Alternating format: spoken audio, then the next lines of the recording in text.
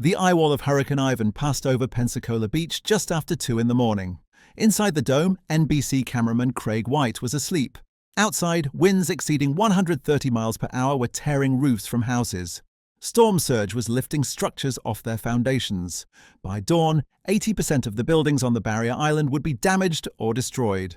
When the sun rose, correspondent Kerry Sanders stepped outside to find 3 neighboring houses completely gone, foundations scraped clean, nothing left but concrete slabs. The dome behind him had no damage at all. The neighbors had called it an eyesore for years, a balloon house, an embarrassment. Now none of them had homes left to complain from. The morning light revealed what the storm had done. Kerry Sanders stepped outside the dome and stopped walking. The NBC correspondent had covered hurricanes for 21 years. He had seen destruction before, but nothing like this. 3 houses to the east were gone. Not damaged, gone. The foundations remained, concrete slabs swept clean of everything that had been a home the day before. To the west, the surviving structures had no windows left. Walls had collapsed inward, rooftops had peeled away like lids from cans. Pensacola Beach looked like a bombing range. Hurricane Ivan had made landfall as a Category 3 storm, with winds exceeding 130 miles per hour. 80% of the structures on this stretch of Florida coastline had been damaged or destroyed. Sanders turned back to look at the building where his crew had spent the night. The monolithic dome stood exactly as it had before the hurricane. No broken windows, no torn roof, no structural damage at all. The curved white shell rose from the sand as if the storm had never happened. His sound engineer, Chuck Stewart, had survived Hurricane Andrew in 1992. He rated Andrew's terror factor at 10 out of 10. Inside the dome during Ivan, Stewart said it was maybe a 5. The cameraman, Craig White, admitted he had slept through most of it. The neighbors who had called the structure an eyesore for years would need to find something else to complain about. Their homes were rubble.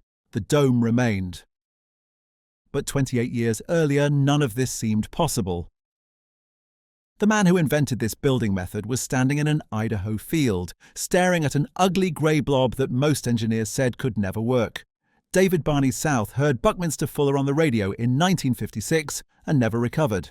He was 17 years old, living in Idaho Falls, still mourning his father who had died of a heart attack on David's 16th birthday. The loss had forced David and his younger brother Barry to run the family sawmill while still in high school.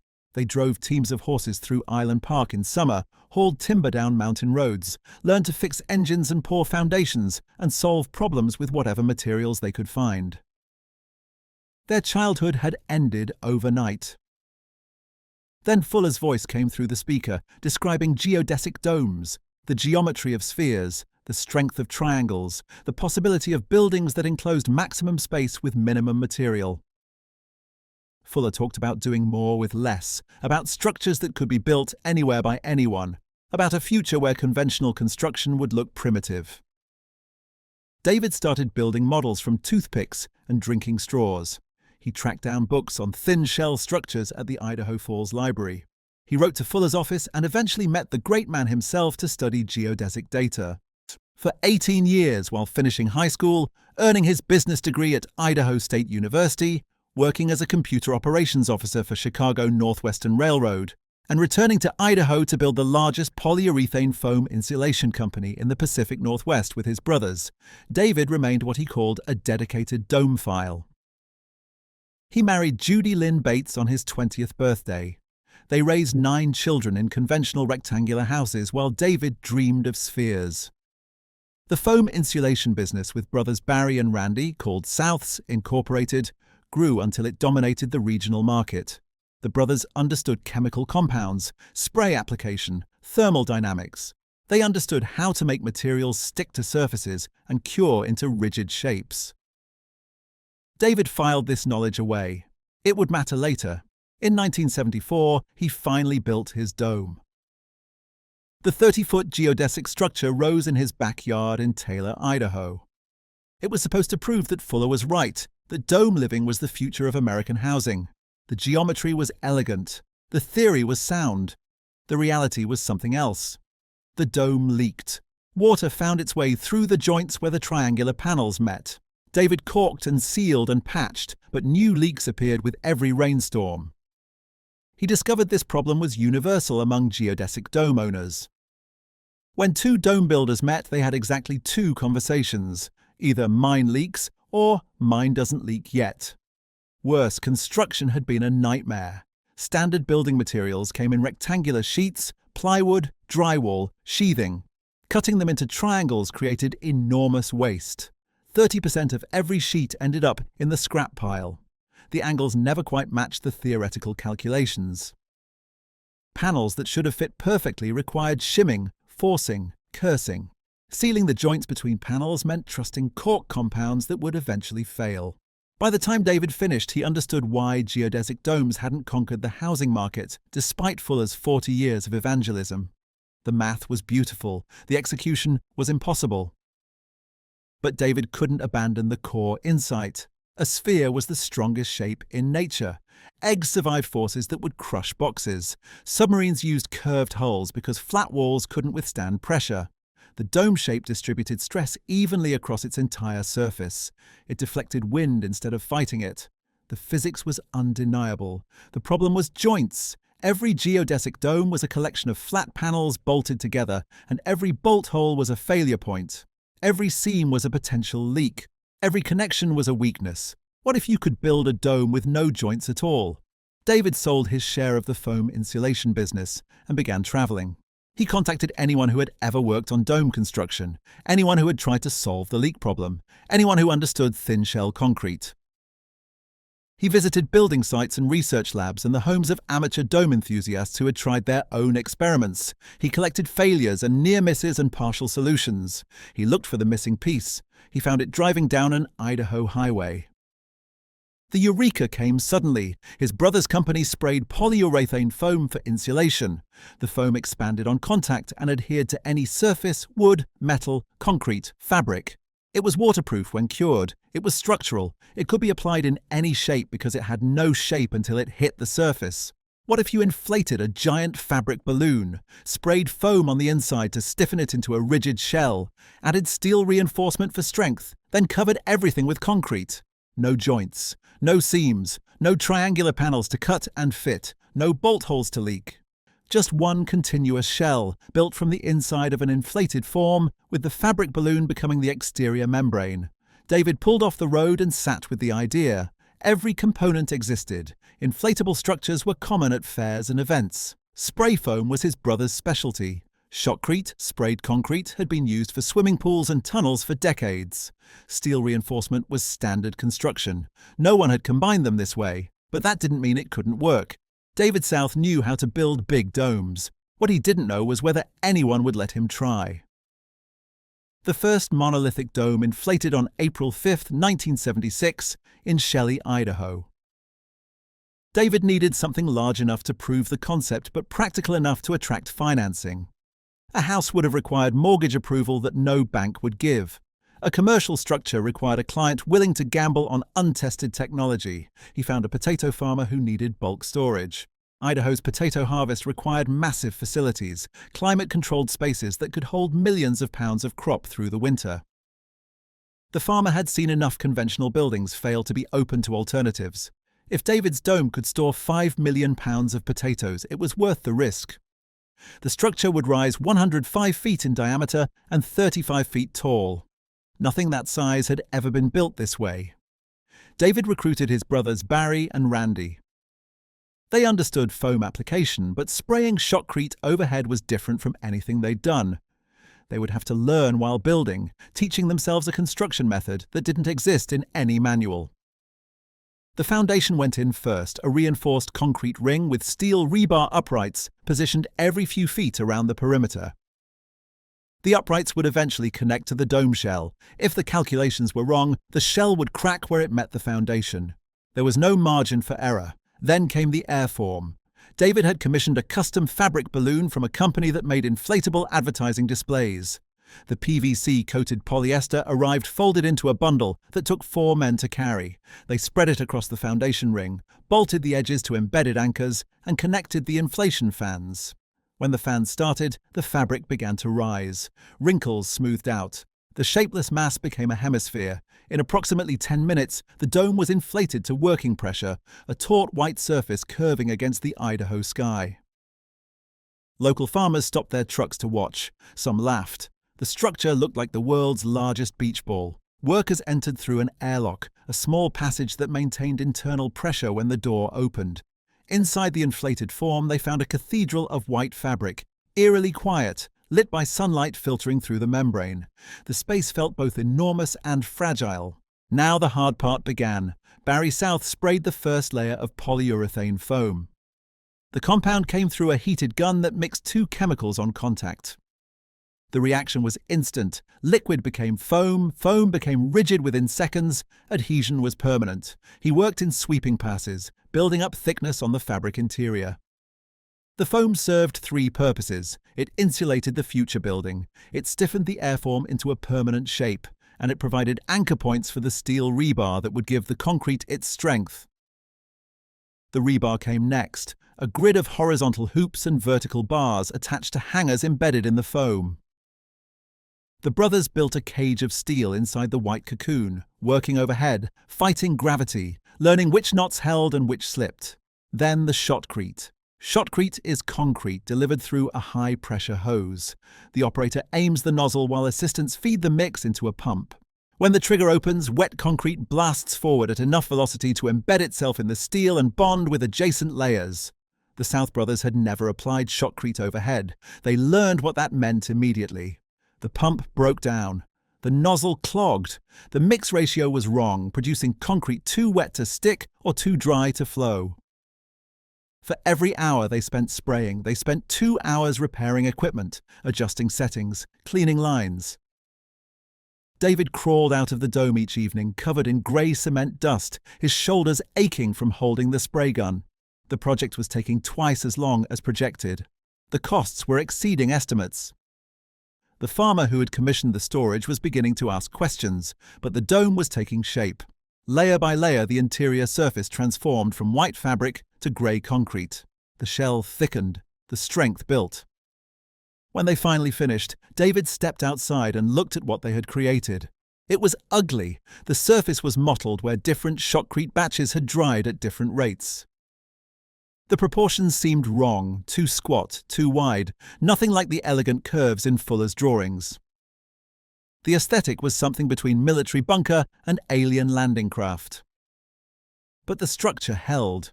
The concrete had cured without cracking. The dome didn't leak. The potato farmer had his storage facility exactly as promised. David would write later, "That was an ugly dome. There was no doubt about it. But to me, it was beautiful, sitting there just off the side of the road in Shelley, Idaho. It meant that the monolithic dome was born." The construction industry didn't agree. The first serious criticism came from Lloyd Kahn, and it carried weight that David couldn't dismiss. Kahn had edited the Whole Earth Catalogue's shelter section during the early 1970s, when back-to-the-land movements and alternative building methods were at their peak. His book Dome Book 2 had sold 175,000 copies, making it the definitive guide to geodesic dome construction. He had studied with Fuller. He had promoted dome living to a generation of idealists who believed rectangular houses represented everything wrong with conventional society. Then Kahn built his own dome and moved in. He lasted 1 year. The problems were immediate and compounding. Sound echoed strangely off the curved walls. Conversations became muddled. Music became noise. The curve of the interior made it nearly impossible to divide the space into rooms. Standard furniture sat awkwardly against walls that tilted away at head height. Windows were difficult to install because frames had to be custom built for curved openings. And the leaks, always the leaks. Kahn emerged from his dome year with a complete reversal of everything he had written. Domes, he concluded, did not work as homes. They were a poorer and less practical way of enclosing space compared to rectangular construction. The geometry that seemed so elegant on paper became a daily frustration when you had to live inside it. He stopped printing Dome Book 2. He disassembled his dome and sold the components. He published an essay called Refried Domes, explaining why he had been wrong about everything and why anyone promoting dome living was selling a fantasy. His famous verdict landed like a judgment. Domes are smart but not wise. When Dennis Johnson, owner of Natural Spaces Domes, asked Khan to publish a rebuttal defending dome construction, Khan flatly refused. The debate was over. Domes had failed. David South read Khan's criticisms and recognized their accuracy for geodesic domes. Every problem Khan identified stemmed from the fundamental weakness of panel construction: joints, seams, triangular shapes.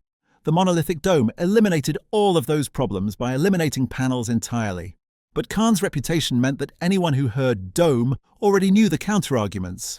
Bankers, inspectors, zoning boards, potential clients, they had all read the Whole Earth catalogue or heard about Khan's reversal. The word itself was contaminated. David would spend the next 4 decades explaining the difference between what Khan built and what he built. Most people never understood. Harold Townsend learned about monolithic domes and saw his retirement home. The Chicago firefighter had saved carefully for decades. He found property in Missouri near a lake, designed a dome he called Eye at the Lake, and approached his bank for a construction loan. The loan officer said no. Not because Townsend's finances were weak, not because the design was flawed. The problem was comparable sales. To approve a mortgage, banks required appraisers to find similar properties that had sold recently in the same area. The appraiser would compare the proposed structure to existing sales and estimate a market value. With only a few thousand domes in existence nationwide, appraisers couldn't locate comparable properties. The nearest dome sale might be 3 states away. Without local comparables, the appraiser couldn't generate a standard report. Without a standard report, the loan committee couldn't approve the mortgage. No comps meant no appraisal. No appraisal meant no loan. Townsend went to another bank. Same answer, then another, then another. 11 lenders rejected him before he found one willing to underwrite the construction loan. 11 separate meetings where loan officers studied his impeccable finances, reviewed his detailed construction plans, and explained regretfully that their hands were tied by appraisal requirements. Erling and Barbara Rosholt faced the same wall trying to build Virginia's first monolithic dome home. 11 rejections. The Rosholts eventually built their structure themselves through more than 3,000 hours of personal labor, financing what they could through credit cards and cash savings. They poured their own foundation, hired the monolithic crew to spray the shell, then spent years finishing the interior as money allowed. David South saw the pattern repeating with every prospective dome builder who contacted his company. He wrote about the contradiction with visible frustration. The lending system, he observed, demanded proof of market acceptance before allowing market participation. Every dome that wasn't built made it harder to build the next one because every absence reduced the comparable sales pool. The system was designed to perpetuate itself, and the cruelty was specific to construction loans. Property tax appraisers, David noted, never had any problem assessing dome values. If the local government could calculate how much to tax a dome, surely a bank could calculate how much to lend on one. But taxation served the system's interests. Lending required the system to take a risk. Banks had what David called a herd mentality that made them say no before evaluating the merits. Some prospective builders gave up. Others found creative alternatives, financing through farm property packages, rolling the dome into land loans, using retirement savings, maxing out credit cards. Every monolithic dome that reached completion required its owner to fight a financing system designed to prevent unconventional construction, and financing was only the first obstacle. When Payson, Arizona approved plans for the state's first monolithic dome school, Superintendent Russ Kinzer knew the construction industry would resist. Kinzer had overseen building projects for years. He understood how contractors thought, how inspectors operated, how skepticism hardened into obstruction. He tried to warn the dome builders about what they were walking into. The inspectors, he said, were used to straight lines and square corners. They would be skeptical of anything that deviated from standard practice. The skepticism went deeper than aesthetics. Building codes existed because structures had failed. Every requirement in the code traced back to a collapse, a fire, a disaster that had killed people. Inspectors learned their jobs by studying failures. They were trained to see unfamiliar construction methods as risks waiting to materialize. A dome made of sprayed concrete over an inflated balloon triggered every alarm in their professional instincts. Where were the load-bearing walls? How did the roof connect to the foundation? What kept the structure from collapsing inward? The answers existed in engineering calculations and material specifications, but they didn't match anything inspectors had learned in training. The Monolithic Dome Institute eventually published guidance for prospective owners. Don't start by telling them you're planning to build a dome. If you do, you may spend most of your day describing the construction method and its benefits, and you may still encounter a person prejudiced against anything that isn't conventional. The advice was to describe the project in terms inspectors already understood: reinforced concrete foundation, steel rebar grid, shotcrete application, polyurethane insulation. Each component was standard. Only the combination was unusual. Some jurisdictions made dome construction impossible, regardless of how owners described their plans. Zoning codes assumed all buildings were rectangular. One Utah city required all roofs to have a 312 pitch, a specific angle of rise. Since domes had a small flat area at the apex, they technically failed the pitch requirement, even though their curved roofs far exceeded the code's safety intent. The homeowner couldn't build, period. The code had never anticipated anything that wasn't a rectangle. Neighbors added another layer of resistance. Mark and Valerie Sigler wanted to build their dome on Pensacola Beach, Florida. The Santa Rosa Island Authority required them to obtain written approval from adjacent property owners before the planning board would even review their permit application. The Siglers had to knock on doors along the beachfront, explain their unusual plans to people who had paid premium prices for oceanfront property, and ask those neighbors to sign documents approving a structure that looked nothing like the beach houses they expected. They obtained 97% approval, an overwhelming majority. But the Siglers acknowledged what those numbers concealed. Most people who dreamed of building domes never reached the permitting stage. They looked at the approvals required, neighbor consent, zoning variances, financing hurdles, and decided the fight wasn't worth it.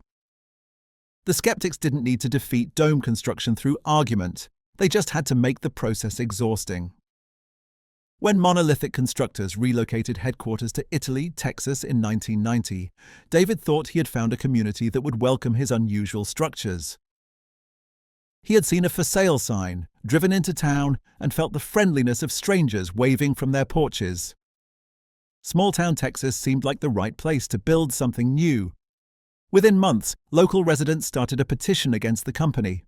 The domes appearing in their cattle country made them nervous. Strange white shapes rising from the flat prairie, looking nothing like the farmhouses and barns and churches that had always defined the landscape. The petition demanded restrictions on what Monolithic could build. The opposition didn't succeed. The company stayed. David built his research park and training center. Over the following decade, the town's skepticism faded as domes proved their durability. Today, Italy High School's gymnasium is a monolithic dome. But David had learned the lesson every dome builder learned. The skeptics appeared before the first shovel touched dirt. They used every tool available: lending standards, building codes, zoning requirements, neighbor approval processes, community petitions. And they didn't leave until structures had been standing long enough to make their predictions look foolish. The question was whether that would ever happen. The skeptics said no structure could prove itself until it faced a real test. Extreme weather, disaster conditions, the kind of stress that revealed hidden weaknesses. David couldn't argue with the logic. He could only build domes and wait. Mark Sigler had never considered unconventional construction until he calculated what hurricanes were costing him. He and his wife Valerie owned property on Pensacola Beach, a barrier island off Florida's Gulf Coast. The location was beautiful in ways that photographs couldn't capture: white sand, blue water, sunsets that turned the sky into fire. It was also dangerous in ways that newcomers didn't understand until too late.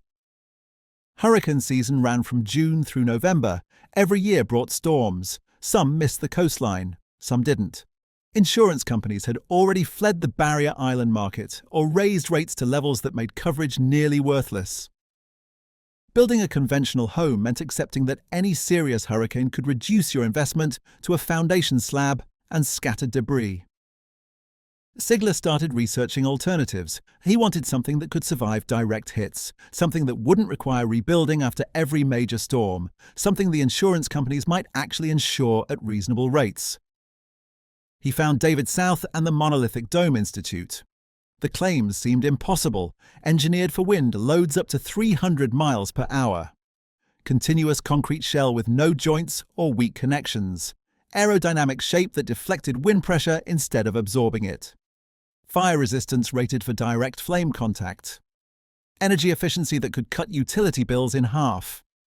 Sigler had heard promises before. He flew to Italy, Texas to see for himself. What he found convinced him.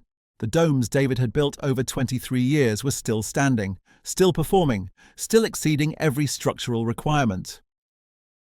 The engineering calculations came from credentialed professionals who had tested the method through computer modeling and physical stress tests. The construction process had been refined through hundreds of projects. This wasn't a theory, it was a proven system that the mainstream construction industry had chosen to ignore. The Siglers commissioned a 3,400-square-foot dome home for their Pensacola Beach lot. The design featured a main dome for living space with attached smaller domes for garage and storage. The aesthetic was striking, smooth white curves rising from the sand, nothing like the rectangular beach houses on neighboring lots. The neighbors, as required, gave their consent. 97% signed approval documents. The 3% who refused had their reasons, and those reasons didn't matter once the permit was approved. Construction began in 2002. The foundation crew poured the ring beam, a continuous circle of reinforced concrete with steel rebar uprights positioned every few feet. The uprights would connect to the dome shell, transferring wind loads directly to the ground. Workers checked and rechecked the dimensions. Once the airform went up, corrections would be impossible. Then came the inflation.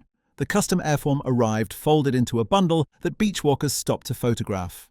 Workers spread the fabric across the foundation ring, bolted the edges to embedded anchors, sealed every connection point, and activated the inflation fans. The fabric began to rise. In 10 minutes, the Sigler lot held what appeared to be a giant white balloon rising from the sand. Neighbors stood on their porches and watched. Some shook their heads. The structure looked temporary, fragile, absurd. The construction crew ignored the observers. They entered through the airlock and began the interior work: foam application, rebar installation, shotcrete layer after shotcrete layer. The process took weeks. Each day the interior transformed as concrete replaced fabric. When they finished and removed the forms, the dome of a home stood complete. White curves against blue sky. Smooth surfaces that gave wind nothing to catch. Windows positioned to maximize views while minimizing structural penetration. A building unlike anything Pensacola Beach had seen. The Siglers moved in during 2003. They had built the structure to survive hurricanes. Now they had to wait for one. Hurricane Ivan formed in the Atlantic Ocean during early September 2004. Forecasters watched it intensify as it tracked west across warm Caribbean waters. By September 14th, the storm had reached Category 5 strength, with maximum sustained winds exceeding 160 miles per hour. The Gulf Coast began evacuations. Ivan weakened slightly as it approached the Alabama-Florida border, but the storm remained a major hurricane when it made landfall near Gulf shores on September 16th.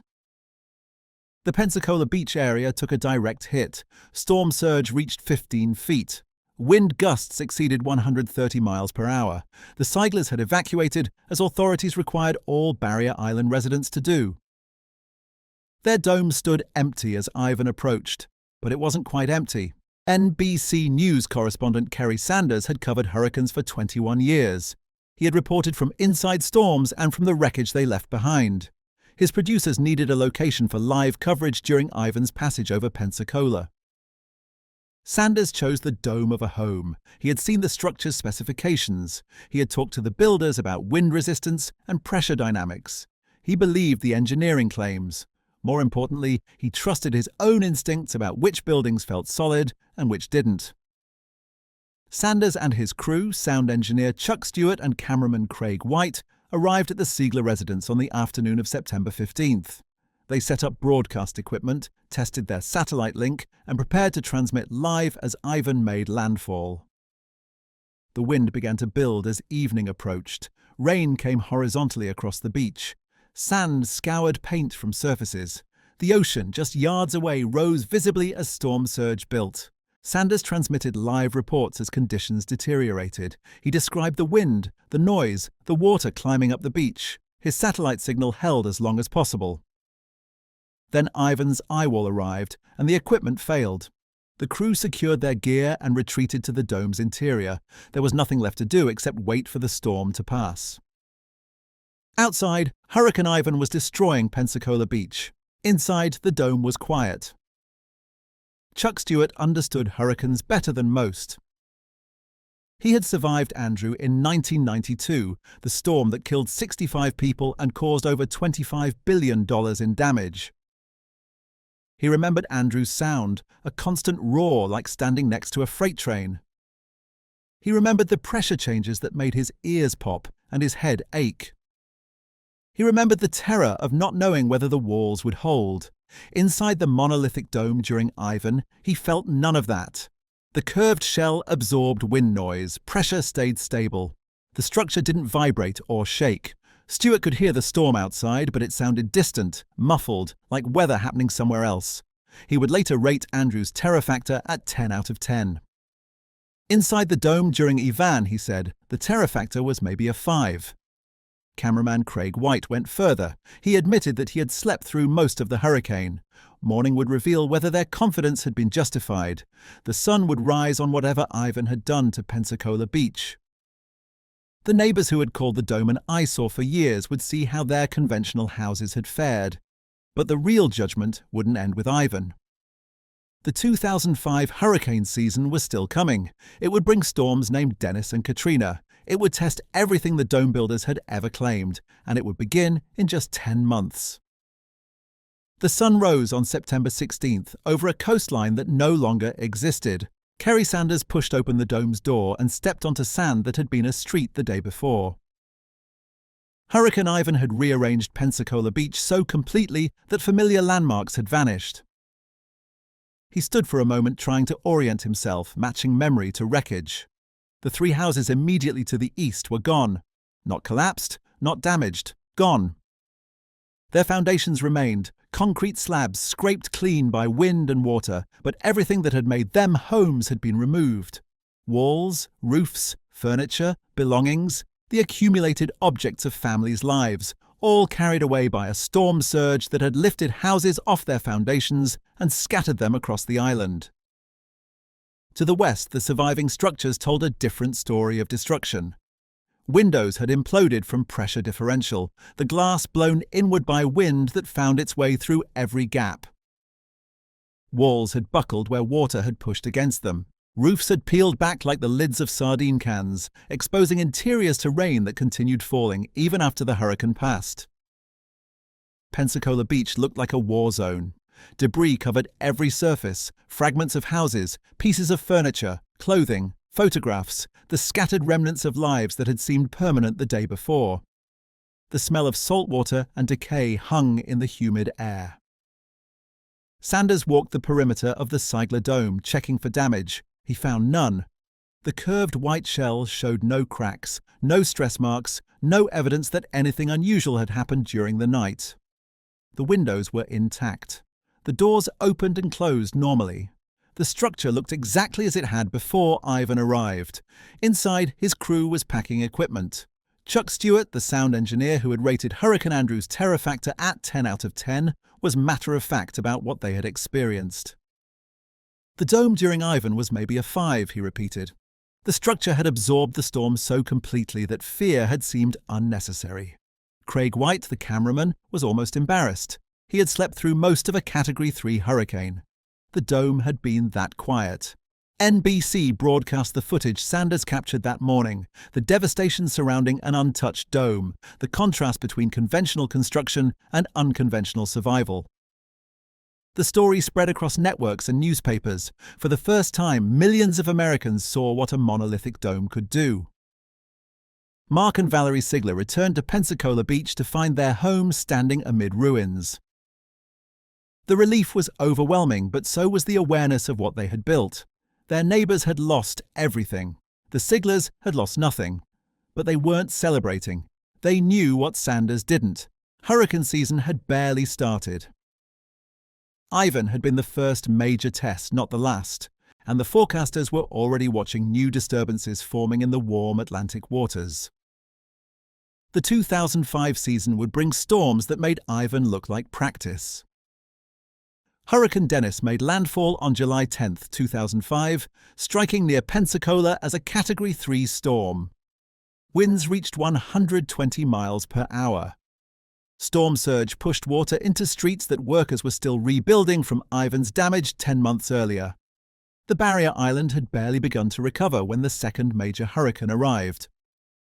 Residents who had returned, who had started rebuilding, who had convinced themselves that Ivan was a once-in-a-lifetime event, found themselves evacuating again. The dome of a home survived Dennis without structural damage. The second test passed. 39 days later, Hurricane Katrina formed in the Atlantic. Katrina would become the costliest natural disaster in American history and one of the deadliest hurricanes ever to strike the United States. The storm reached Category 5 strength over the Gulf of Mexico, with sustained winds exceeding 175 miles per hour and a pressure reading that ranked among the lowest ever recorded. It made landfall on August 29th near Buras, Louisiana, then pushed a catastrophic storm surge into the Mississippi coastline. The surge reached nearly 30 feet in some locations, a wall of water that erased entire communities. More than 1,800 people died. Property damage exceeded $125 billion. New Orleans flooded when levees failed. The Mississippi Gulf Coast was devastated from Waveland to Pascagoula. Television cameras captured destruction that seemed impossible in a wealthy nation. But before Katrina arrived, David South received a phone call that would prove everything he had tried to demonstrate for 30 years. The DuPont chemical facility in DeLisle, Mississippi, sat directly on the Gulf Coast. The plant manufactured titanium dioxide, a white pigment used in paints, plastics, and paper. The facility employed hundreds of workers and required constant monitoring, even during emergencies. During hurricane season, DuPont maintained a volunteer crew of 30 workers who stayed on site to protect critical equipment and respond to emergencies. These hurricane crew members needed shelter that could withstand whatever the Gulf threw at them. In 2004, the company had built a 50-foot diameter monolithic dome specifically for hurricane protection. The structure was engineered for Category 5 conditions, wind loads exceeding 200 miles per hour. Impact from flying debris traveling at highway speeds, extended duration without external support for power or supplies. When Katrina's track became clear, the hurricane crew moved inside. Engineer Jack Siebold monitored conditions from within the dome as the storm approached. Katrina's eye passed within miles of the DeLisle facility. Storm surge climbed to 27 feet, coming within 150 feet of the dome's position. Wind speeds at the site exceeded 140 miles per hour for hours, sustained, not gusting. The roar of the storm was audible even through the concrete shell. The DuPont plant sustained over $100 million in damage. Siebold's damage report documented the scope. The hurricane had nearly totaled their facility. Equipment was destroyed by surge water that pushed through buildings designed to resist normal flooding. Structures that had weathered previous hurricanes failed under Katrina's sustained assault. Infrastructure that the company had invested decades in building was wrecked in a single night. Inside the dome, 30 workers sat secure and comfortable. The structure absorbed Katrina's full fury so completely that the crew felt safe enough to open the door several times during the storm. They wanted fresh air. They stepped outside briefly during lulls in the wind, observed conditions, felt the humidity and the strange calm of the eye's edge, then retreated back inside to wait. When Katrina finally passed, the dome was undamaged. Not a crack, not a leak, not a single structural deficiency requiring repair. The hurricane crew emerged to begin recovery operations at a facility that would take months and hundreds of millions of dollars to restore. They renamed their shelter the Category 5 shelter, a designation that meant exactly what it said. 2 blocks from Biloxi's beach, another monolithic dome was proving the same point in different terms. New Life Family Church had stood on Division Street in Biloxi since 1985. The congregation of 250 members had chosen a 150-foot diameter dome structure for practical reasons: cost efficiency, acoustic properties for worship, the open interior space that worked well for services and community events. They hadn't anticipated needing a building that could survive the worst hurricane in Mississippi history. Katrina's surge pushed through Biloxi at heights exceeding 20 feet. The water moved with terrifying force, lifting cars and depositing them on second-story rooftops, scattering 1,000-ton casino barges across highways like toys, killing 238 people in Mississippi alone. The church took a direct hit. Water surrounded the structure, pushed against its curved walls, and sought entry through every possible opening. Wind tore at the exterior membrane with sustained velocities that exceeded any building code requirement. Debris struck the dome with enough force to shatter conventional construction, pieces of destroyed homes, sections of roofing, objects transformed by wind into projectiles. When FEMA inspectors arrived days later to assess damage across Biloxi, they examined the church and found the structure sound. The only damage was cosmetic. The exterior airform membrane, the fabric balloon that had originally shaped the dome during construction and remained as weatherproofing, had been sheared away by wind and water. But the membrane was never structural. It served only as a protective coating. Beneath it, the reinforced concrete shell remained intact, undamaged, ready for continued use. Church Administrator Holly Wilson surveyed the interior the morning after Katrina passed. Wet carpet needed removal. Some furniture had shifted from water that briefly entered through door seals. But the building was usable. She had parishioners pulling carpet by noon. They held services that Sunday, 4 days after the deadliest hurricane in Mississippi history had made landfall. 4 days after a storm that had killed hundreds and displaced hundreds of thousands. The dome became a relief center for the surrounding community, distributing supplies to residents whose homes had been destroyed. Wilson would later tell reporters something that captured the dome's significance better than any engineering report. It was the second tallest building still standing in Biloxi. Everything around it had been flattened, flooded, or abandoned. The casinos that had towered over the beach were wreckage. The hotels that had defined the waterfront skyline were gutted shells. Neighborhoods that had housed families for generations were erased.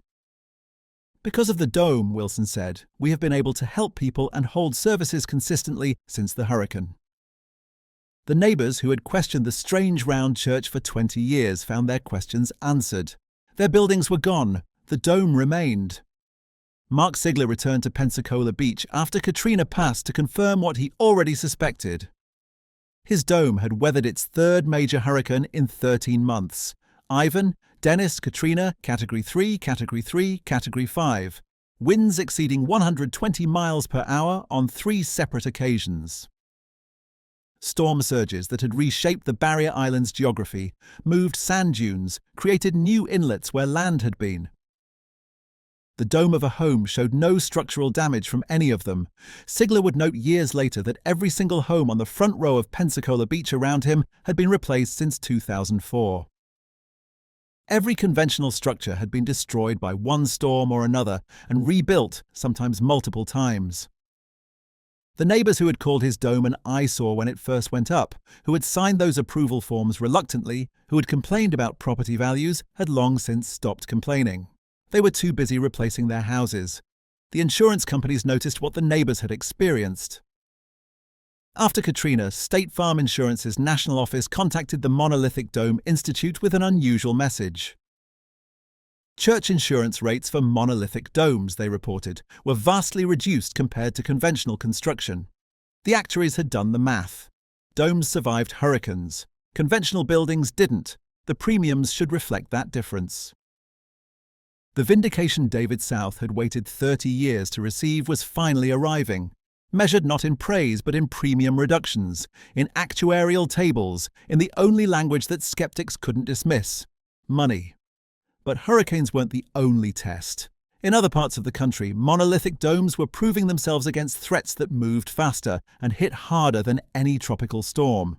April 27, 2011 became one of the deadliest tornado days in 85 years of American weather records. The outbreak began in the early morning and continued through midnight. Storm systems spawned tornadoes across the deep south and Midwest with a frequency that overwhelmed forecasters' ability to issue warnings. 362 confirmed tornadoes touched down in a single 24-hour period. Approximately 321 people died, more American tornado deaths in one day than most years produce entirely. The destruction stretched from Texas to Virginia. Entire towns were leveled. Emergency services were so overwhelmed that some communities waited days for outside help to arrive. In Durant, Mississippi, an F3 tornado struck with winds between 158 and 206 miles per hour.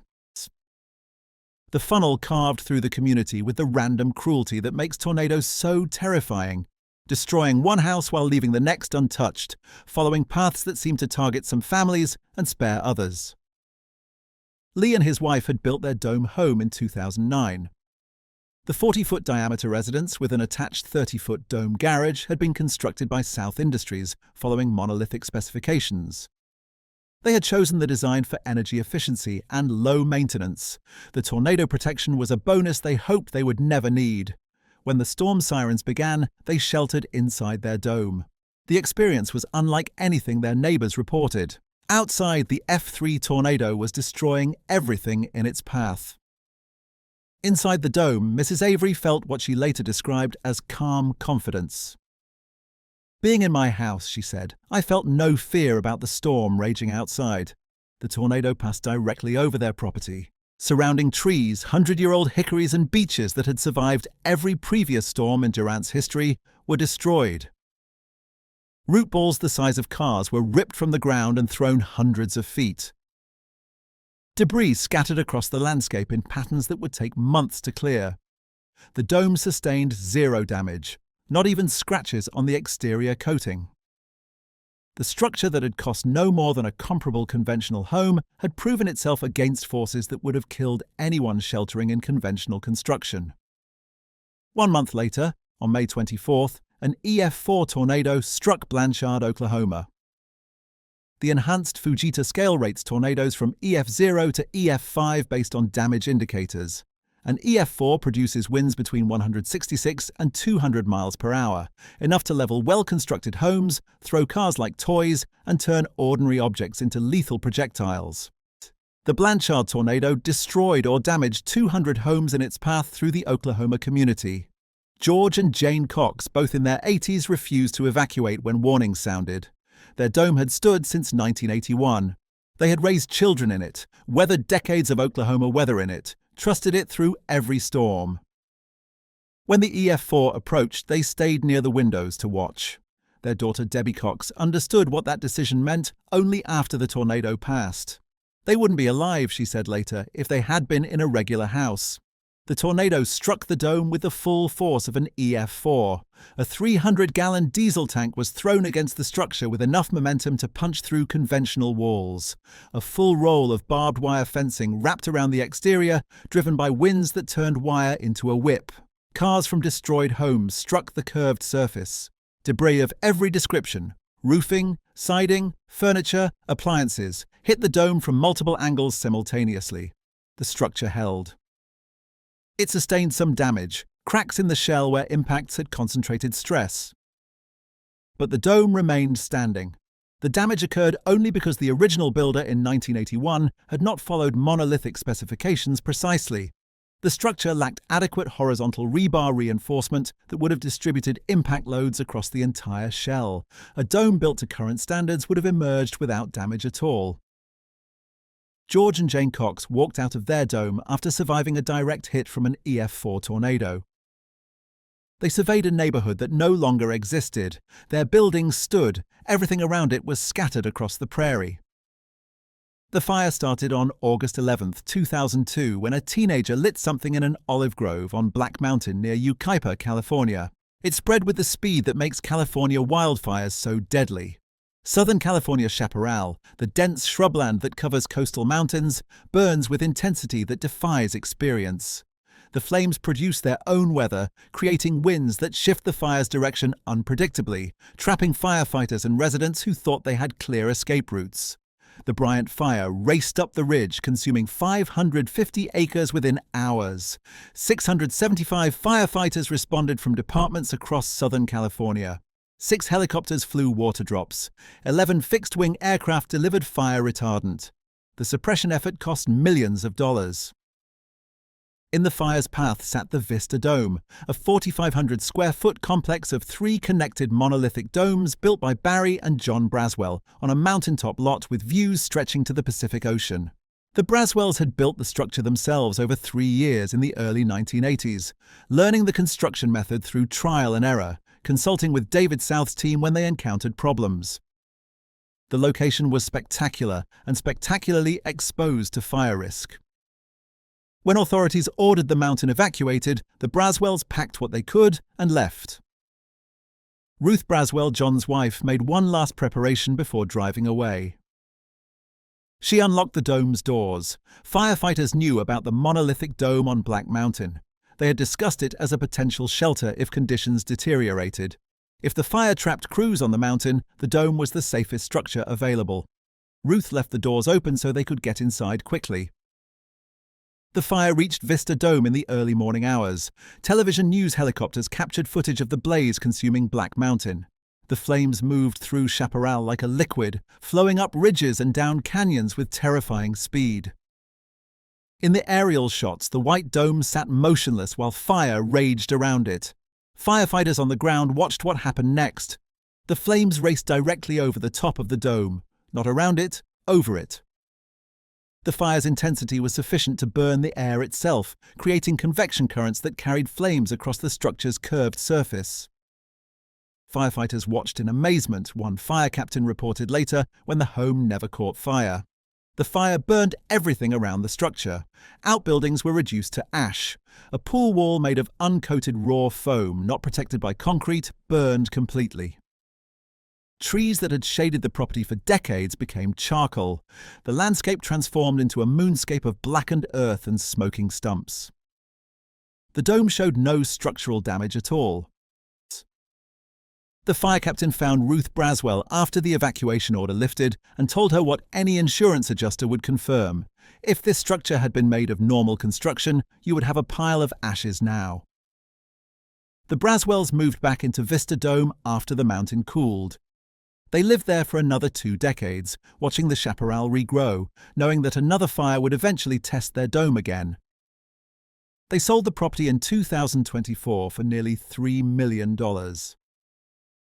The listing emphasized what the structure had proven, not theoretical fire resistance claimed in marketing materials, but documented survival of flames that had passed directly overhead. The skeptics who had spent 3 decades predicting failure had exhausted their predictions. Hurricanes had tested domes repeatedly: Ivan, Dennis, Katrina, and dozens of lesser storms. Tornadoes had struck directly: F3 in Mississippi, EF4 in Oklahoma. Wildfires had burned over dome roofs. In every test, the structures had survived when conventional construction had failed. Banks still made dome financing difficult. The comparable sales problem persisted as long as domes remained rare. But lenders could no longer claim the structures were risky. Insurance actuaries had calculated the opposite. FEMA had classified monolithic domes as meeting or exceeding standards for near-absolute protection against tornadoes and hurricanes. The federal government began funding dome construction directly. FEMA grants covering up to 75% of construction costs became available for schools and community buildings that met safe room specifications. Monolithic domes qualified automatically. Woodsboro, Texas received $1.5 million in federal funds to build a 20,000-square-foot dome gymnasium that doubled as a community hurricane shelter. Niangua, Missouri constructed the first FEMA-funded dome classroom and shelter with $311,000 in grants, 90% of total project cost. Crockett Independent School District in Texas received over $3 million for dome construction. Louisville, Mississippi built a community safe room after an EF4 tornado killed 10 residents in 2014. The dome holds 2,218 people, enough capacity for the entire town to shelter during severe weather. The structure exists because federal actuaries accepted what David South had tried to prove since 1976. The dome shape saves lives. Schools became the largest growth market.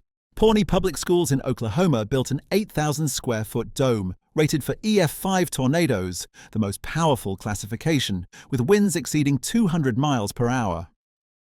No tornado in recorded history has exceeded EF5 ratings. The Pawnee Dome could shelter the entire school population of 1,000 students with room to spare. Superintendent Ned Williams explained why the investment made sense. "We've had tornadoes move over the school while we were in session," he said. Our children had to go to what they perceived was a safe place, but what they had at that time was something similar to what Moore had. Moore, Oklahoma, where the 2013 tornado had killed 7 children at Plaza Towers Elementary School. The students who died had been sheltering in hallways because the building had no safe room. Pawnee's dome ensures that can never happen there. Johnson Creek, Wisconsin built 5 domes for its high school and middle school campus, then added 3 more for the elementary school. The district saved an estimated $8 million compared to conventional construction, while gaining buildings that would outlast any structure in the region. Valley R6 in Missouri built 5 domes. Locust Grove, Oklahoma built 3. Grand Meadow, Minnesota chose domes. The first Canadian dome school rose at Southampton's G.C. Houston School. Each project validated the economics David South had calculated decades earlier. Dome construction cost the same as conventional methods while producing buildings that were stronger, more efficient, and effectively permanent. Chris and Maddie Ecker moved into their dome home in Galax, Virginia in 2010 and did something unusual. They kept records. The 50-foot diameter structure provided 2,675 square feet of living space in the Blue Ridge Mountains, where winter temperatures regularly dropped below freezing and summer heat pushed air conditioning systems to their limits. The Eckers tracked their energy usage systematically, saving utility bills, recording kilowatt-hour consumption, calculating cost per square foot, comparing their data to Virginia averages. After 5 years, the numbers told a story that no skeptic could dismiss. The dome used 788 kilowatt-hours of electricity per month. The Virginia state average was 1,172 kilowatt-hours. The Eckers paid approximately $88 monthly for electricity. Virginia households averaged $130, but the most revealing comparison was to their own previous home, a conventional structure in Virginia Beach. The dome used 1/3 the electricity of their old house, despite being larger and despite the Blue Ridge location's more extreme climate. The Monolithic Dome Institute's claim of 50 to 75% energy savings had always sounded like marketing. The Ecker data showed 67% savings sustained over 5 years, documented in utility records that anyone could verify. Other dome owners reported similar results. In Colorado, a homeowner moved from a 700-square-foot mobile home to a 1,600-square-foot dome, more than doubling the living space. Propane consumption dropped from 500 gallons per year to 250 gallons despite the larger home. Electricity fell from 20 kilowatt-hours per day to 13 kilowatt-hours. Jerry Cleveland in Minnesota provided the most dramatic evidence. He heats his dome with 5 100-watt light bulbs through the entire Minnesota winter. The thermal mass of the concrete shell, 200,000 pounds of material that absorbs heat during the day and releases it at night, maintains interior temperatures between 65 and 70 degrees with almost no external energy input. Cleveland eventually reported that he had started removing light bulbs to keep the dome from overheating. Maranatha Church in Houston documented annual energy savings of $60,000 compared to conventional churches of similar size. At that rate, the building would pay for itself through reduced utility costs in under 14 years, then continue generating savings indefinitely. The numbers were converting skeptics the same way the hurricane footage had. You could dismiss marketing claims. You couldn't dismiss kilowatt hours on a utility bill. Mike South told a story to Business Insider in 2024 that captured 4 decades of vindication in a single image. A father and son had approached monolithic constructors years earlier. The son wanted to build a dome home. The father thought the idea was absurd, a waste of money, an architectural embarrassment, evidence that his son had lost his mind. The son built the dome anyway. The father mocked him throughout construction. Every obstacle became proof that the son had made a terrible mistake. The bank rejections, the neighbor complaints, the weird shape rising from the lot. The father predicted failure at every stage. Then a tornado came through. It struck both properties. The conventional house where the father lived was hit directly. The dome where the son lived was hit with equal force. The tornado cut the father's house in half. The structure that generations of builders had called normal, that banks financed without question, that inspectors approved without hesitation, that neighbors accepted without complaint, it folded when the wind arrived. The walls that had seemed solid turned out to be vulnerable. The roof that had seemed secure turned out to be temporary. The investment that had seemed safe turned out to be a gamble the father had lost. The dome held. Mike South didn't share what the father said afterward. Perhaps there were no words for watching your certainty destroyed while your son's foolishness stood untouched. Perhaps the father converted to dome enthusiasm. Perhaps he doubled down on his skepticism, insisting that the tornado had been a statistical fluke. It didn't matter. The dome remained. The conventional house was rubble. The argument was over. David South received visitors at the monolithic Dome Research and Industrial Park in Italy, Texas, until his health no longer permitted.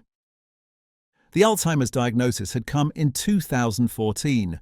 The man who had spent 4 decades explaining dome engineering to skeptical bankers, confused inspectors, and hostile neighbors began losing the words that had been his primary tools. In February 2015, he transferred ownership of monolithic constructors to his sons Dave and Michael and his son-in-law Gary Clark.